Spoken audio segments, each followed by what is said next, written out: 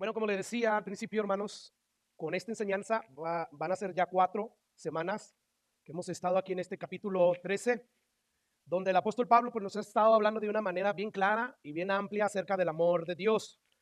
Y creo yo que lo ha hecho, sí, inspirado por el Espíritu Santo, pero también porque el apóstol Pablo sabía que la única solución que existía y que existe para acabar de manera completa con la desunión que muchas veces se hace presente dentro de la iglesia por causa de actitudes carnales que en ocasiones nosotros los cristianos manifestamos. Bueno, él ahora, después de haber hecho todo esto, de hablarnos de esta solución y de habernos descrito el amor, él ahora, hermanos, va a pasar a hablarnos acerca de que el amor nunca va a dejar de ser, el amor nunca va a dejar de existir. Rápidamente, yo quisiera que repasáramos de manera general en 2 títulos lo que Pablo nos ha dicho en los primeros 7 versículos. Lo leímos al inicio, 1 Corintios 1:3. Dice Pablo: si yo hablase en lenguas humanas y angélicas, pero no tengo amor, nada soy. Si yo tuviese profecías, si entendiese todos los misterios y toda la ciencia, y tuviese toda la fe, de tal manera que realizara grandes prodigios, pero si no tengo amor, nada soy. Aun si repartiese todos mis bienes y me quedara sin nada, aún sin mi cuerpo, para darlo en beneficio de los pobres, si no tengo amor, nada soy. Bueno, lo primero que vemos, hermanos, que el apóstol Pablo nos ha enseñado es que no importa los dones prodigiosos, portentosos que nosotros podamos tener, si nosotros no tenemos amor, nada somos. No importa si lo regalamos todo, si no tenemos amor, nada somos. Si una iglesia tiene muchos dones, si una iglesia es muy caritativa, si una iglesia tiene todas estas cosas, sin embargo no tiene dones, dice Pablo, que de nada les sirve, que nada son. Entonces, de manera general, pudiéramos resumir en este encabezado estos primeros 3 versículos. Si no hay amor, no importa los dones que uno tenga, los ministerios que uno pueda estar ejercitando, llevando a cabo, si no hay amor, de nada sirve. Y en segundo lugar, Pablo nos ha descrito de una manera muy amplia, muy clara, lo que significa el amor de Dios. Dijo él: el amor es sufrido, es benigno, no tiene envidia, no es jactancioso, no se envanece, no hace nada indebido, no busca lo suyo, no se irrita, no guarda rencor, no se goza de la injusticia, más bien se goza de la verdad, todo lo sufre, todo lo cree, todo lo espera y todo lo soporta. Esto es ya de manera general lo que Pablo nos ha dicho hasta aquí. Una vez más, lo que ahora Pablo va a pasar a decirnos es que cuando llegue lo perfecto, todos los dones, todos los ministerios, inclusive la fe y la esperanza van a terminar, excepto el amor. Ahora, antes de pasar a estudiar estos últimos versículos de este capítulo, yo quiero decir lo siguiente, hermanos, porque mire, a pesar de que actualmente estamos en esta serie que titulamos hace 3 años El panorama del Nuevo Testamento, que el objetivo que tiene esta serie es de ver los 27 libros o cartas que hay en el Nuevo Testamento, y esto de manera general, de manera panorámica. Nosotros, a pesar de que este es el objetivo de esta serie, nosotros, al igual como en Romanos y en otros capítulos, uh, al principio de Corintios, nos hemos parado. O sea que nosotros nos paramos en los temas más fundamentales para aprovecharlos y abordarlos, porque son vitales para la iglesia. Y esto es lo que hemos hecho en este capítulo. Nos hemos detenido porque es de importancia fundamental lo que hay detrás de estos versículos en este capítulo.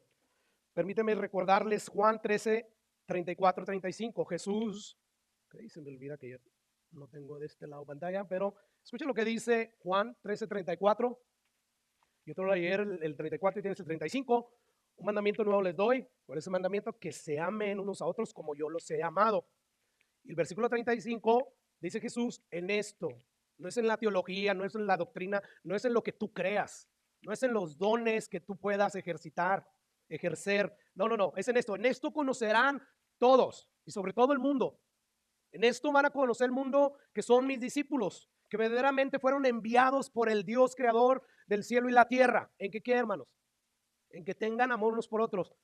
He aquí la importancia que tiene este versículo, y que por eso nos hemos detenido a ampliar lo que hay detrás de esos versículos. Así es que, según Jesús, no es por la teología que podamos tener, por muy sana y correcta que sea, no es por todo esto que el mundo va a conocer que verdaderamente somos discípulos de Jesús.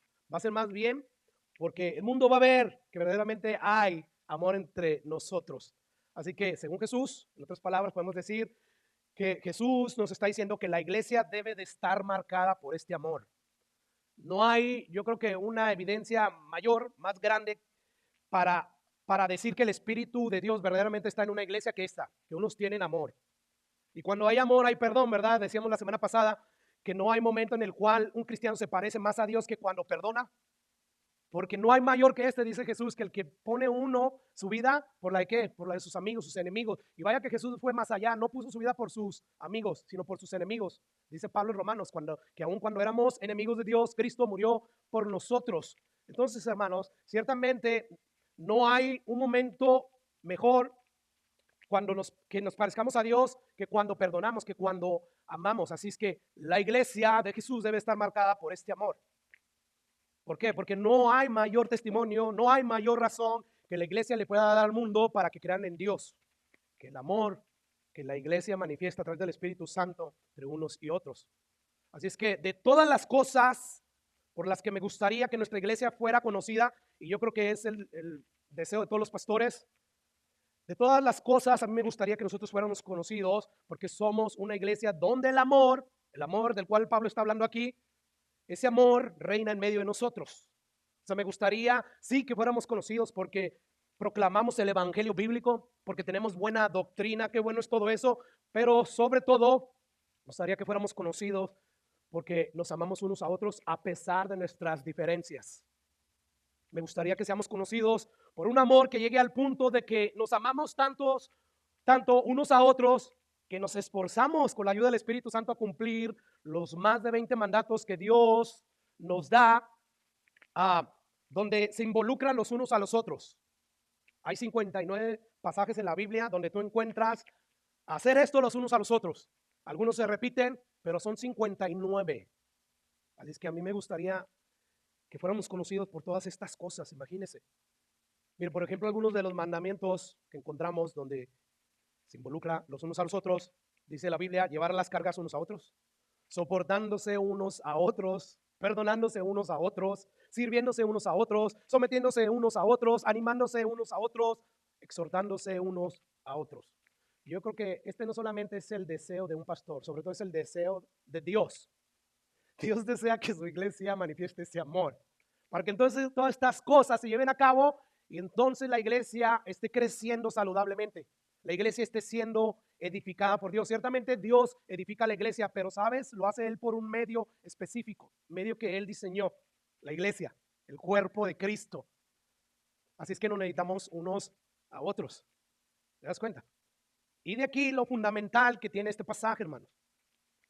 Y es por esta razón que yo espero, después de haber terminado este capítulo, no lo que es el estudio de esta carta, pero sí, después de haber terminado este capítulo, yo espero que Dios a través de estas 4 prédicas haya expuesto nuestras inconsistencias en este tema, nos haya mostrado lo mucho, lo poco o lo nada que hemos crecido en nuestro amor por Dios, por los miembros del cuerpo de Cristo y por los perdidos. Y si fuera así, que entonces, porque toda la Biblia es útil para redarguir, ¿verdad? Para corregir. Si fuera así, entonces nosotros corramos a Dios en arrepentimiento y que nos esforcemos con la ayuda del Espíritu Santo a crecer en esta clase de amor. Así es que yo le pido a Dios que nadie de nosotros, después de haber terminado de estudiar este capítulo, termine olvidando, esquivando la responsabilidad tan grande que tenemos de mostrar este amor. Porque hoy tenemos al Espíritu Santo y precisamente el amor es fruto del Espíritu Santo. O sea, en nuestras propias fuerzas nosotros no podemos amar así.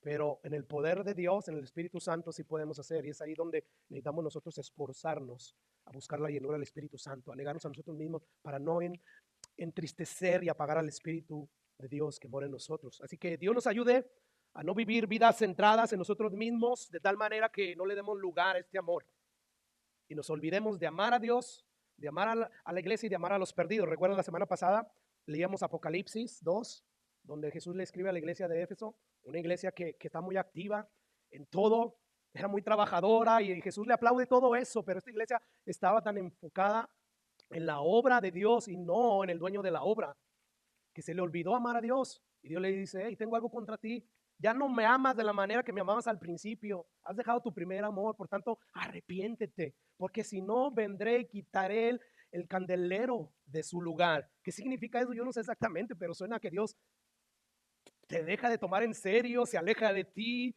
y todo lo que tú hagas para la obra de Dios va a ser inútil. En vano va a ser que desde muy temprano en la mañana te levantes para hacer cosas de Dios y todo el día lo uses para eso y llegues y te duermas. Si Dios no edifica la casa, dice el salmista, en vano trabaja el obrero. Y esto es lo que puede pasar.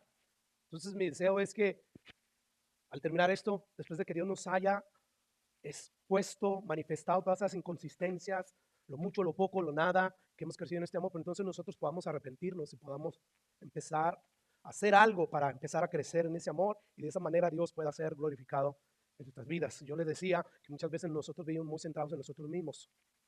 De hecho, sabe que nosotros muy a menudo nos encontramos tan ensimismados en nosotros mismos que nos olvidamos de amar a Dios, de amar a los perdidos, de amar a la iglesia. Y entonces terminamos, hermano, no permitiendo que el Espíritu Santo manifieste esta clase de amor en medio de su iglesia. Yo creo que si hubo un nombre de Dios, y de hecho si hay un nombre de Dios aquí en la Biblia que, que vivió para esforzarse, para amar a la gente, para amar a Dios, para amar a la iglesia, fue el apóstol Pablo.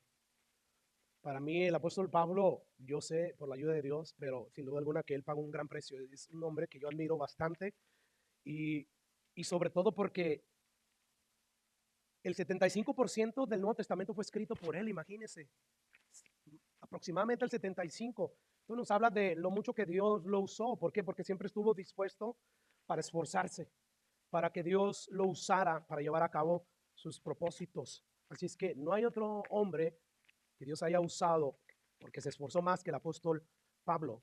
Y mi deseo es que nosotros podamos aprender de él, porque el apóstol Pablo, yo me atrevo a decir por lo que yo encuentro escrito en sus cartas, él jamás vivió después de que Jesús lo salvó y le dio un nuevo corazón, le dio la encomienda de ir y predicar el evangelio de Dios y de hacer discípulos. Él jamás volvió a vivir centrado en él mismo, más bien siempre se dedicó a predicar el evangelio y a hacer discípulos. Mire, rápidamente veamos algunos pasajes que nos señalan todo eso que yo le estoy diciendo. Él fue un hombre que siempre se esforzó hasta el cansancio.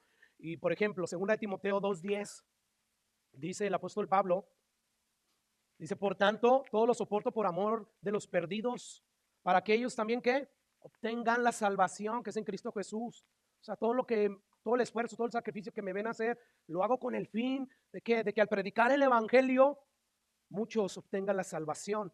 Romanos 1:15 dice ahí, así que en cuanto a mí, pronto estoy en anunciarles el evangelio, también a ustedes que están en Roma, a griegos y a no griegos, sabios y no sabios, soy deudor. O sea, Pablo sentía el peso, la carga que él tenía, él se sentía responsable. Yo soy deudor a ellos, yo necesito predicarles el evangelio, porque no me avergüenzo del evangelio, porque es poder de Dios para salvación a todo aquel que cree, al judío primeramente y también al griego. Así que como vemos, para Pablo no había nada más importante que vivir para predicar el evangelio, para ser discípulos. Ahora escuchen lo que dice Hechos 20:17. Luego a proyectar ahí el 18. Dice el 17, enviando pues desde Mileto a Éfeso, hizo llamar a los ancianos, a los pastores de la iglesia. Cuando vinieron a él, les dijo, vosotros saben cómo me he comportado entre ustedes todo el tiempo, desde el primer día que entré en Asia. Wow, o sea, qué hombre tan más dedicado a la obra de Dios, ¿no? El 19 dice, no está ahí, pero dice, sirviendo al Señor con toda humildad, con muchas lágrimas, pruebas que me han venido por las acechanzas de los judíos, versículo 20, y como nada que fuese útil, he rehuido de anunciarles todo el consejo de la palabra de Dios. Versículo 21, testificando a judíos y a gentiles acerca del arrepentimiento para con Dios y de la fe en nuestro Señor Jesucristo. Ahora aquí, ligado yo en el Espíritu, voy a Jerusalén sin saber lo que allá me ha de acontecer, salvo que el Espíritu Santo por todas las ciudades me da testimonio. Usaba algunos hermanos el Espíritu Santo y le profetizaban al apóstol Pablo, diciéndole que le esperaban prisiones y tribulaciones. Y Pablo no tenía la teología errada que hoy tienen muchos. Te reprendo, Satanás, no, venga lo que venga. Él sabía que cosas buenas y malas Dios las permitía para nuestra vida, para la edificación de nuestras propias vidas. Él tenía buena teología, él tenía la verdad, por lo tanto no hizo nada de eso. Él sabía que Jesús les había dicho a sus discípulos que en este mundo iban a haber tribulaciones, pero que confiaran en él. Y entonces dice el versículo 24, pero de ninguna cosa hago caso ni estimo preciosa mi vida, o sea, si me la van a quitar adelante. Sí, para mí el vivir es Cristo, pero el morir es ganancia, así es que me la quieren quitar, que me la quiten, porque no estimo preciosa mi vida para mí mismo, con tal de que acabe mi carrera con gozo y el misterio que recibí del Señor Jesús para dar testimonio del Evangelio de la gracia de Dios. Y el versículo 31 dice lo siguiente: por tanto, velen, pastores, los reunió esos pastores que estaban en esa iglesia, velen y acuérdense que por 3 años, de noche y de día, y no estoy exagerando, Dios estaba de testigo, no he cesado de exhortarles, de amonestarles con lágrimas a cada uno de ustedes. Como ven, todos estos pasajes nos hablan de lo entregado que estaba el apóstol Pablo. Una vez que fue salvo, vivió para la encomienda esa, para predicar el evangelio y para ser discípulos. Y no vivió centrado en él mismo, como muchas veces nosotros nos encontramos viviendo para nuestro propio reino, ¿verdad? Haciendo nuestros propios planes y nada que sea pecaminoso, ¿verdad? Más que cuando lo empezamos a poner a la luz de las responsabilidades que tenemos. Es ahí cuando se vuelve malo todas estas cosas. Entonces, estos versículos nos muestran claramente lo mucho que Pablo no solamente, o que esto nos muestra lo mucho que Pablo amaba no solamente a Dios, sino también a la iglesia y a los perdidos, ¿verdad? Y eso es lo que Dios espera de ti y de mí, que vivamos vidas centradas en Cristo, en Él. Y es difícil en la carne, pero como dijo Jesús, mi yugo es fácil, ligera mi carga. En el espíritu es fácil. El problema está que nos dispongamos definitivamente a vencer la carne con el poder del Espíritu Santo. Ahora sí, habiendo dicho todo esto, hermano, versículo 8, escucha lo que dice Pablo acerca del amor. El amor nunca deja de ser.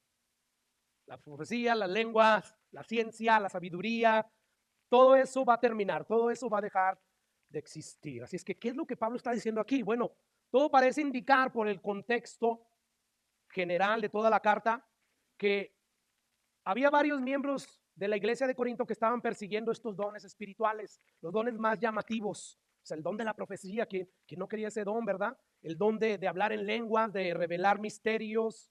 Todos estos dones los perseguían y Pablo dice, está bien, o sea, sigan estos dones, sobre todo el que profeticen, pero que sea con el fin de edificar a la iglesia y no con el fin de querer ustedes exponerse, de querer ser llamativos, de que quieran ser ustedes admirados, como hoy en día hacen muchos cristianos. Quieren ser admirados, quieren el aplauso de la gente. No lo hagan con ese fin, háganlo más bien para la edificación de toda la iglesia. Sin embargo, habían muchos que ellos querían ser halagados, ellos querían ser admirados, aplaudidos. Y Pablo les dice a ellos, ¿saben qué? Deberían ustedes de estar persiguiendo estas cosas. O sea, no es que sean malas, son buenas, son necesarias. Sin embargo, déjenme decirle que esto va a acabar, todo esto va a cesar. Lo único que no va a acabar es el amor al cual ustedes no están persiguiendo, no se están esforzando por crecer en él. Todo lo demás va a acabar. Deberían ustedes de estar enfocándose en lo que va a existir eternamente. Y los dones espirituales no van a existir eternamente.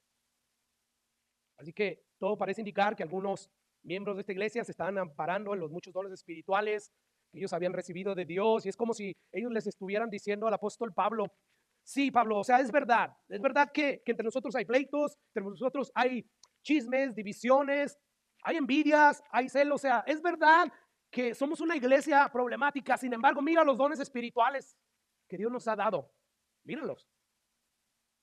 A lo que Pablo, pues ya sabemos que nos va a decir, hey, todo esto se va a acabar. Ahora, yo creo que es necesario detenernos un poco para hablar acerca de los dones espirituales. En este capítulo se menciona 3 de ellos: profecía, lengua y conocimiento. Bueno, por el libro de los Hechos, nosotros sabemos que Dios, a través del Espíritu Santo, le dio a la iglesia primitiva la capacidad de revelar la palabra de Dios a las iglesias de aquel entonces. Y esta capacidad de revelar la palabra de Dios, pues podía venir a través de una profecía, podía venir a través de una revelación, una visión, o podía venir hablando en un idioma que uno no conocía, pero que luego de ser interpretado, pues entonces se sabía que era lo que Dios estaba diciendo, como sucedió en el día del Pentecostés. Hechos 2, versículo 4 dice que cuando llegó el día del Pentecostés, fueron todos llenos del Espíritu Santo y comenzaron a hablar en otras lenguas, según el Espíritu les daba que hablasen. Versículo 5, moraban entonces en Jerusalén judíos, varones piadosos de todas las naciones bajo el cielo. Versículo 6, y hecho este estruendo, se juntó la multitud y estaban confusos. ¿Por qué? porque cada uno les oía hablar en su propia lengua. Eran lenguas entendibles que existían en aquel entonces. Y dice el versículo 7, y estaban atónitos, maravillados, diciendo, miren, ¿no son galileos todos estos que hablan? Versículo 8 dice, ¿cómo pues les oímos nosotros hablar cada uno en nuestra lengua en que hemos nacido? Y las lenguas, dice el versículo 9, eran estas: partos, medos, elamitas, los que habitamos en Mesopotamia, en Judea, en Capadocia, en el Ponto, en Asia, en Frigia, en Pánfila, en Egipto, las regiones de África, más allá de Cirene, y romanos aquí residentes, tanto judíos como prosélitos, cretenses y árabes. Les oímos hablar en nuestras lenguas las maravillas de Dios, y estaban todos atónitos y perplejos, diciendo unos a otros, ¿qué quiere decir esto? Esta fue una señal sobrenatural, hermanos, que Dios usó, número uno, para certificar, para probar, para decir, lo que Pedro está a punto de predicar viene de mí. Y miren, esta señal, este milagro, porque es que estos judíos que nada más saben su idioma, quizás conocían algo del latín, qué sé yo, pero porque ellos los oyen hablar en sus propias lenguas, todas estas lenguas que ya mencionamos de estas naciones. ¿Saben por qué? Porque yo hice eso sobrenatural. Esto les certifica, les dice que lo que Pedro va a decir viene de mí. ¿Te das cuenta? Esto fue una señal para dar constancia de que Pedro lo que iba a hablar, lo iba a hablar de parte de Dios. Ahora, estos dones del Espíritu Santo que Dios reveló en ese entonces se dieron en un momento, hermanos, donde las escrituras todavía no estaban completas, solamente existía el Antiguo Testamento. Y por consiguiente, Dios tenía que activar por medio del Espíritu Santo estos dones de profecía y de hablar en lenguas. Hoy en día tenemos ya toda la Biblia completa. Todo lo que a Dios le plació revelarnos, que solamente una fracción de todo lo que conoce Dios está en la Biblia. Todo lo que nosotros necesitamos para la salvación, para vivir vidas piadosas, está en la Biblia. ¿Tú quieres saber cómo ser salvo? Está en la Biblia. ¿Tú quieres saber cómo vivir de la manera que le agrada a Dios? Está en la Biblia. Y estas son las cosas que necesitamos nosotros saber. Por lo tanto, Dios ya no se vale de estos dones. Y de hecho, los que hoy dicen que tienen ese don, tú ponlos a prueba. Y de verdad prueba, porque de hecho la Biblia, vamos a ver en el próximo capítulo, que nos dicen que los que profetizan, los que están interpretando, dice que uno esté ahí discerniendo, que prueben los espíritus. Tal vez Dios se pueda valer todavía de estos dones, pero no es una regla general. No, lo que ahora Dios usa para hablarnos es la Biblia. Y no importa si tú quieres creer en que todos esos dones están todavía en vigencia, adelante, no hay problema. Esto no es importante. Lo importante aquí, lo que está en juego es que nosotros mostremos este amor. Porque las doctrinas, va a llegar un momento en que ya no las vamos a necesitar allá. Vamos a conocerlo todo completo, quizás no de una manera exhaustiva todo lo que Dios conoce, pero sí todo lo que necesitamos saber acerca de Dios. Por lo tanto, todo eso de la profecía, las lenguas, va a cesar. Y no tenemos que preocuparnos por eso, olvídate. Tenemos que preocuparnos realmente por esto, porque en esto van a conocer que son mis discípulos, en que se amen unos a otros. Y esto es lo importante de este capítulo. Este capítulo no fue escrito por el apóstol Pablo para decir, ven, sí, o sea, los dones todavía están vigentes, ni para decir que no. Este capítulo está ahí para decirnos que debemos de amar de la manera que Dios amó, de la manera que Cristo mostró su amor en la cruz del Calvario. Así que, hermanos, el día de hoy ya tenemos toda la vida completa y Dios no suele activar estos dones porque ya no hay necesidad. ¿Por qué? Porque todo ya lo tenemos en la Biblia. Y bueno, los corintios se sintieron tan atraídos, tan fascinados por este tipo de dones sobrenaturales, que ellos empezaron una búsqueda incansable por tener estos dones. O sea, yo quiero profetizar, yo quiero hablar en lenguas, yo quiero interpretar las lenguas, yo quiero saber mucha ciencia. Y Pablo les dice a estos miembros, ¿saben qué? Enfóquense mejor en el amor, porque el amor nunca va a dejar de ser. Sin embargo, todas estas cosas por las cuales ustedes se esfuerzan por vivir, como las profecías, las lenguas, la ciencia, todo esto va a dejar de existir un día. Rápidamente, volvamos al versículo 8. El amor nunca deja de ser. El amor nunca va a dejar de existir. Y por obvias razones. ¿Por qué? Porque Dios es amor. O sea, la naturaleza de Dios es amor. No es que Dios ame. No, no. O sea, su naturaleza es amor. Y Dios Es eterno, ¿verdad? Por consiguiente, el amor nunca va a dejar de ser, porque la fuente del amor es Dios.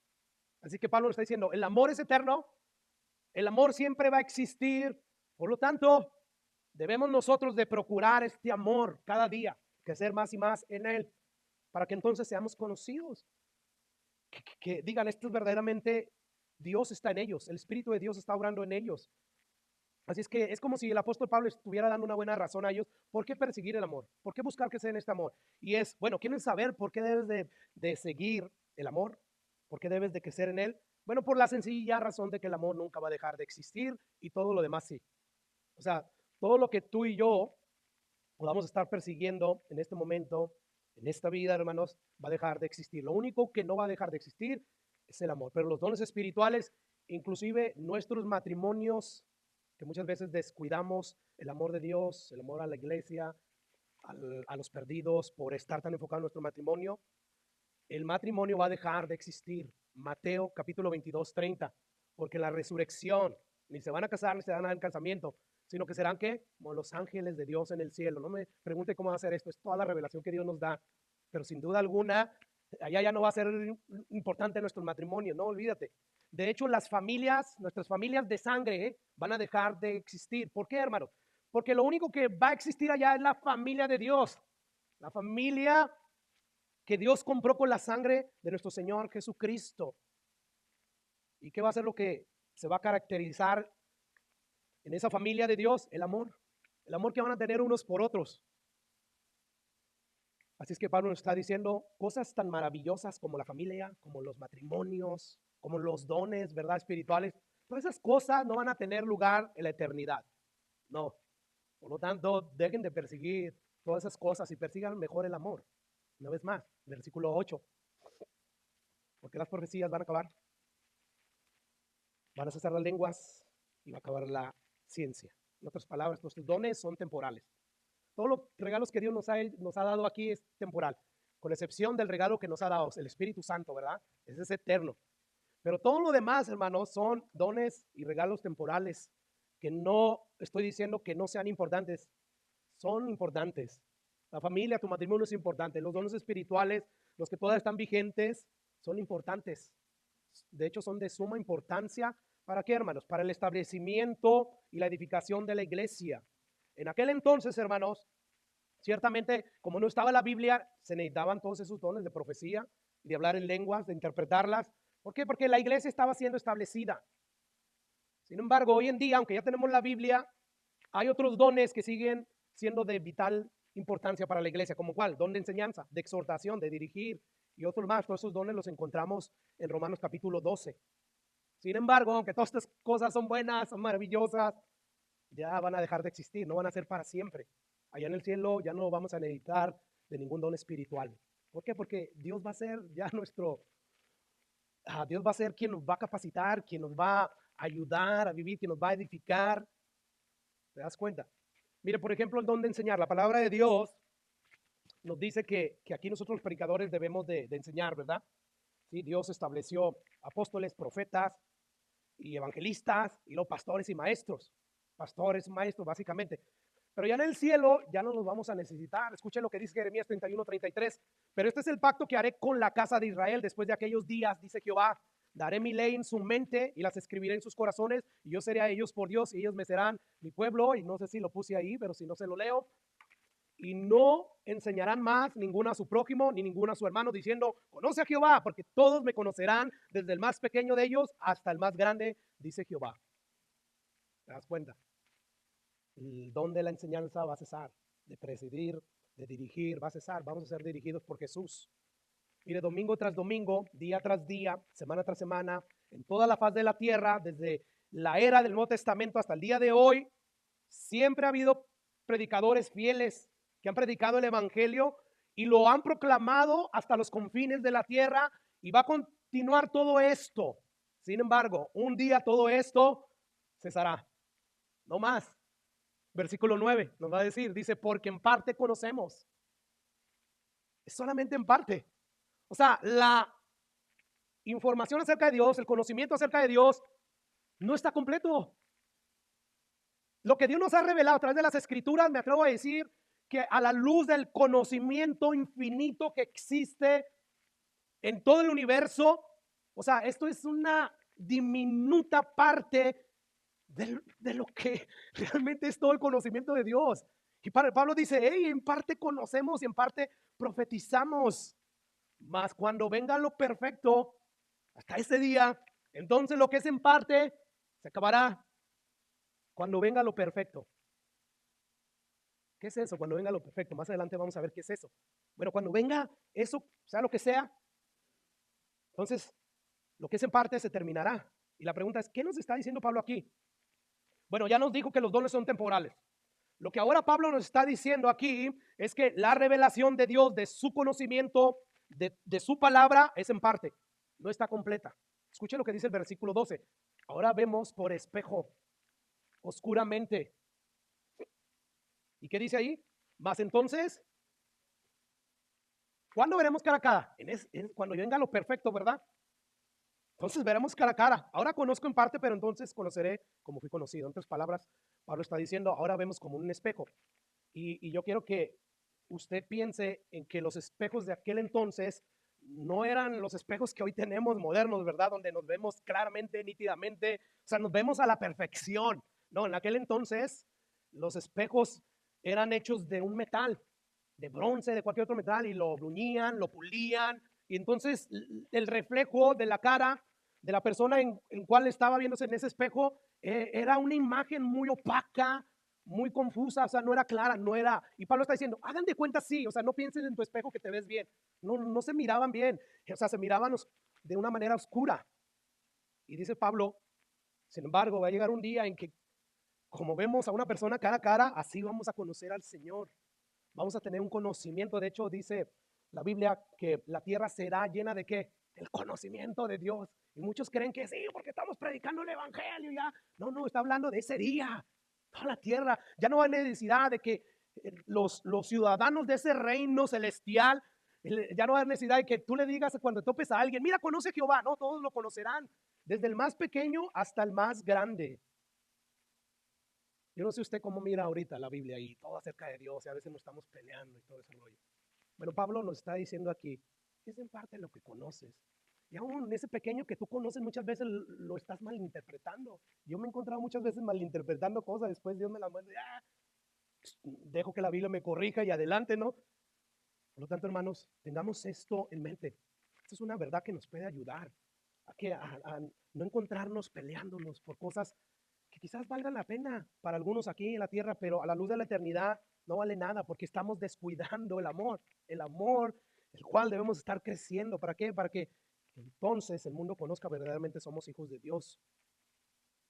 Mire, hoy en día, como nunca antes, se nos enseña conocimiento de muchas cosas. O sea, esto de la tecnología ha traído un conocimiento vasto y ha beneficiado a la humanidad, pero también la ha dañado. Yo creo que la ha dañado más que beneficiado. Y en esto, por ejemplo, podemos decir, nuestros hijos se han expuesto a tantas cosas malas que después terminaron ellos pues en malos pasos. Así es que hoy en día tú puedes escuchar podcasts de política, de ciencia, de deporte, de economía, de salud física y mental. Y sobre todo puedes escuchar podcasts de predicaciones que te van a llenar de un conocimiento bíblico. Sin embargo, no importa cuánto conocimiento tú puedas adquirir, hermano. No importa lo mucho que tú puedas llenarte de conocimiento, esto solamente será en parte. Es decir, todo lo que tú puedas adquirir de conocimiento va a ser un conocimiento incompleto. Y se va a acabar. Bien dicho. Así que el mayor conocimiento que uno pueda recibir en esta vida, por muy vasto que sea, a la luz del infinito conocimiento que existe en el universo, es nada. Yo no sé si tú sepas, pero existe un vasto e infinito conocimiento en el universo que solamente Dios lo sabe absolutamente, completamente, totalmente. Y esto, yo no sé a ti, pero a mí me lleva, cuando estaba meditando en esto, a mí me lleva a adorar a Dios, de decir, qué tan mega ultra increíble eres, Dios. Dice el salmista, formidables son tus obras. O sea, tal pensamiento esto, al pensar lo que tú eres y las maravillas que haces, si yo quisiera enumerarlas, no puedo. No puedo, o sea, te imaginas estar enumerando todas las maravillas de Dios, enumerando todo el conocimiento que Dios tiene. Y estuvieras tú ahí enumerándolos, ya vas cuando, yo creo que no llegarías ni al 10,000 cuando ya te cansaste, mucho menos al millón. Ya no se diga a billones, trillones. No, no, no. El conocimiento de Dios es increíble. Por lo tanto, qué mega y ultra increíble es nuestro Dios. Yo no sé cómo hay personas que presumen de tener inteligencia, de tener un conocimiento, si al fin de cuentas no hay nada de qué presumir.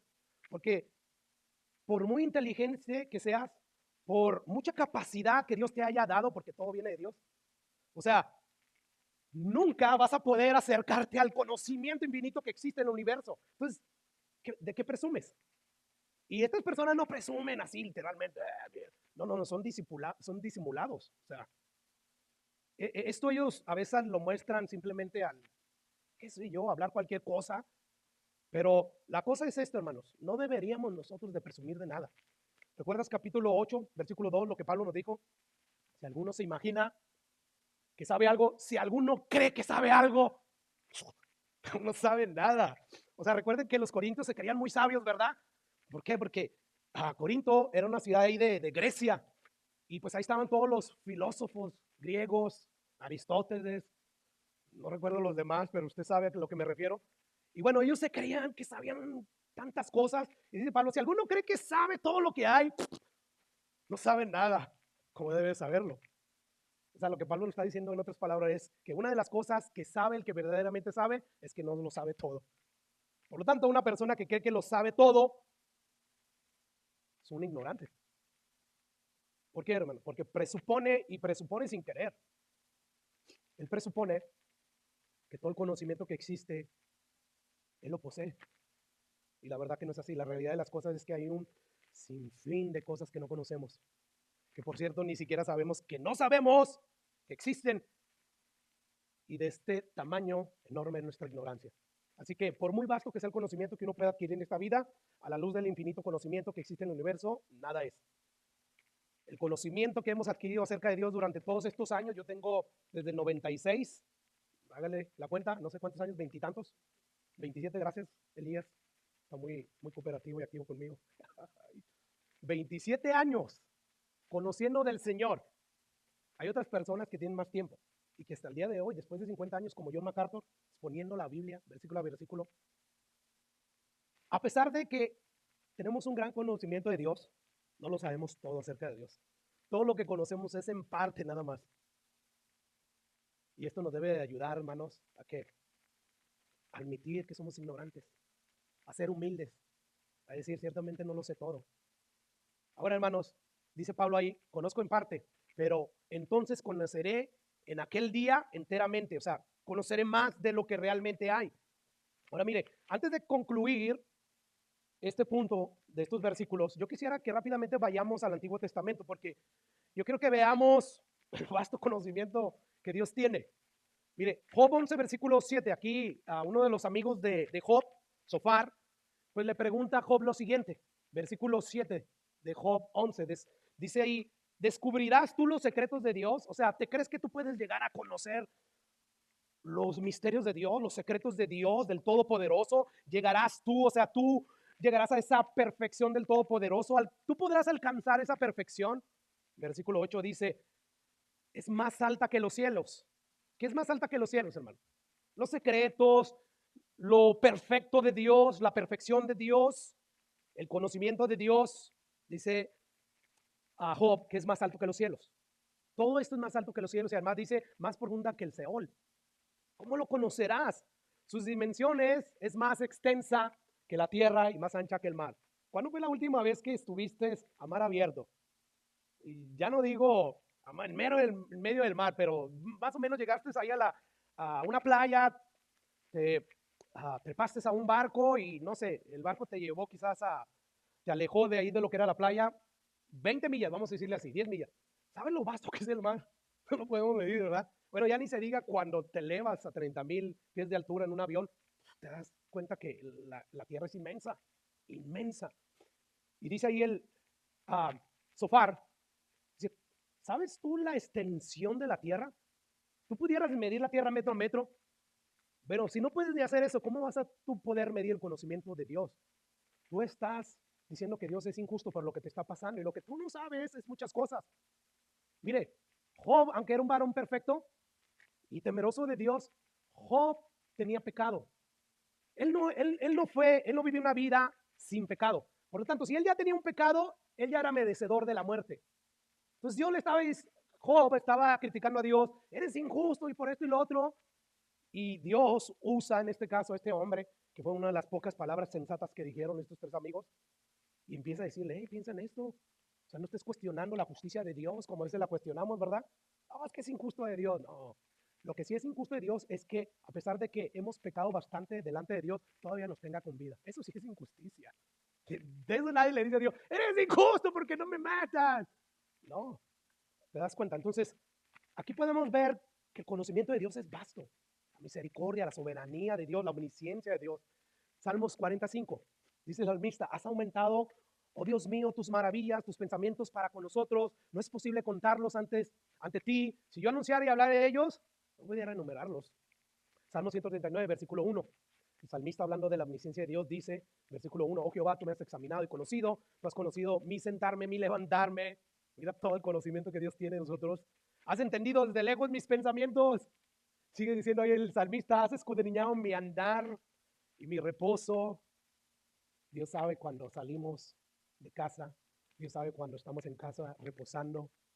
Todos mis caminos te son conocidos, pues aún no está la palabra en mi lengua y aquí, oh Jehová, tú la sabes toda. Detrás y delante me rodeaste y sobre a mí pusiste tu mano. Versículo 6, tal conocimiento es demasiado maravilloso para mí. Alto es, no lo puedo comprender. O sea, cuando empiezo, Dios, a pensar en ti, a meditar en ti, rápidamente, o sea, llego al límite de mi capacidad, llega un momento en que me explota la cabeza y no hago más que concluir que formidables son tus obras. Grande eres, Señor. Así es que este es el tipo de conocimiento que Dios tiene de todas las cosas. Un conocimiento completo de todas las cosas que existen. Dios conoce todo a nivel microscópico.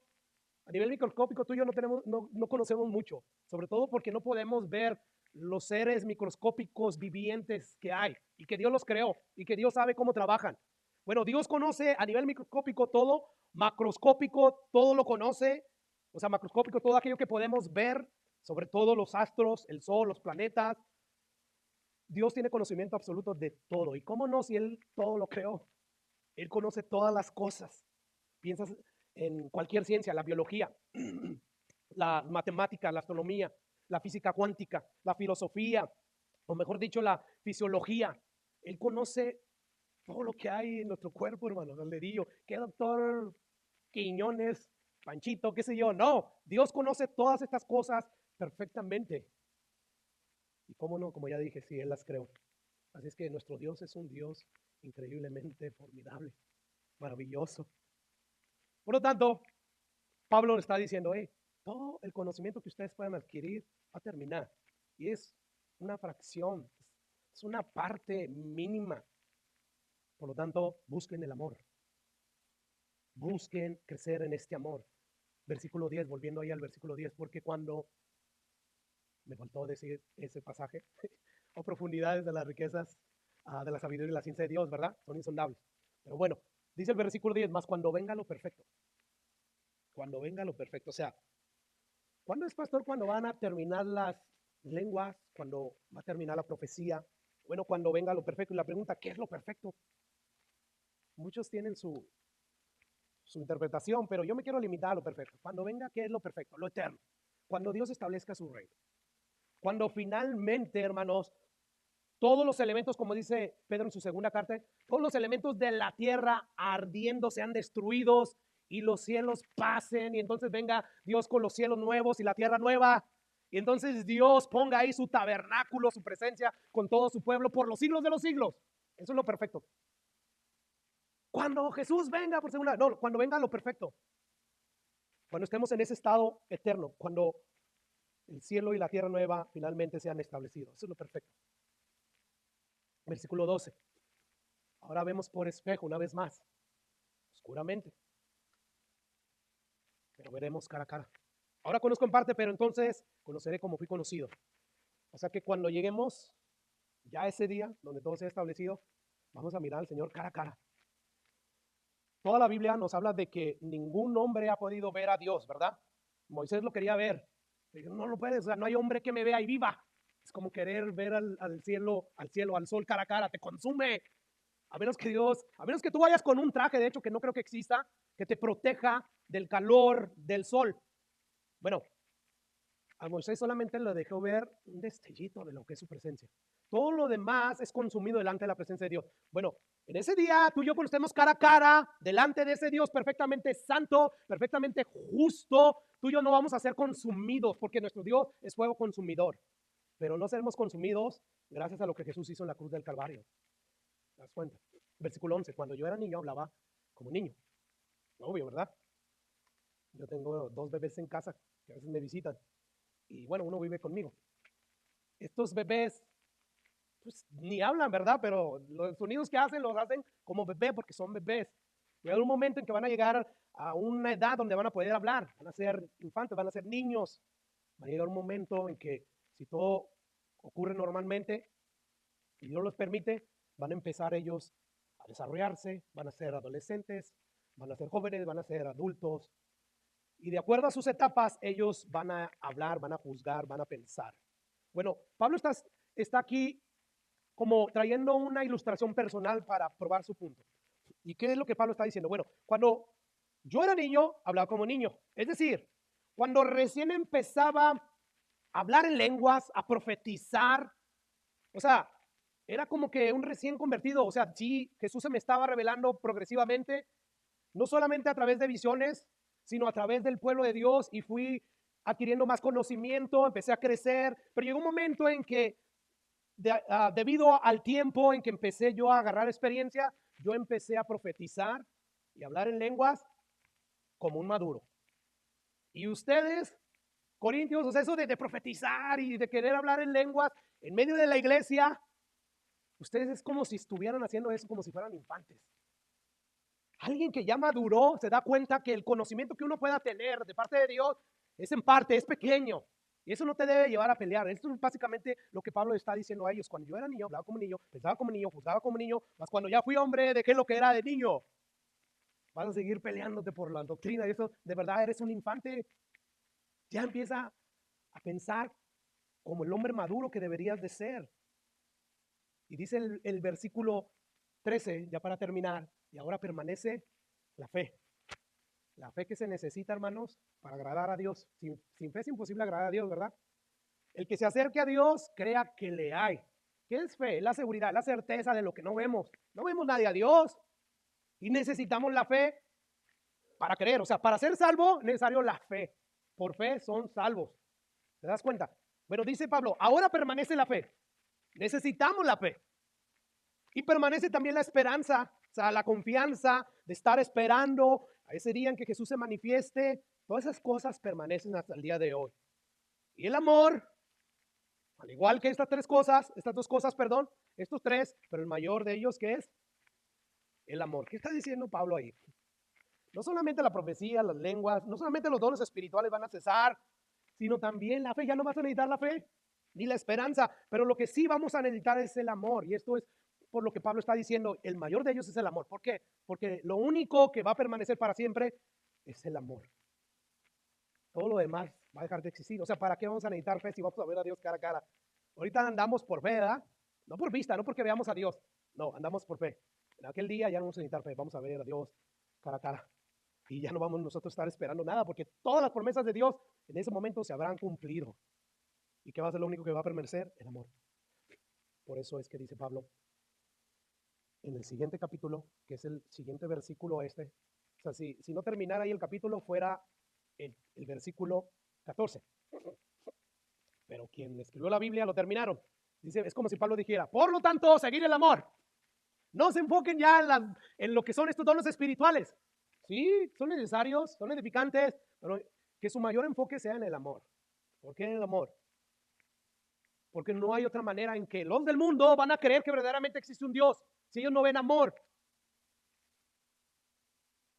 Por eso está en juego no solamente la vida espiritual de los miembros del cuerpo de Cristo, porque nos necesitamos de amarnos unos a otros para edificarnos, ¿verdad?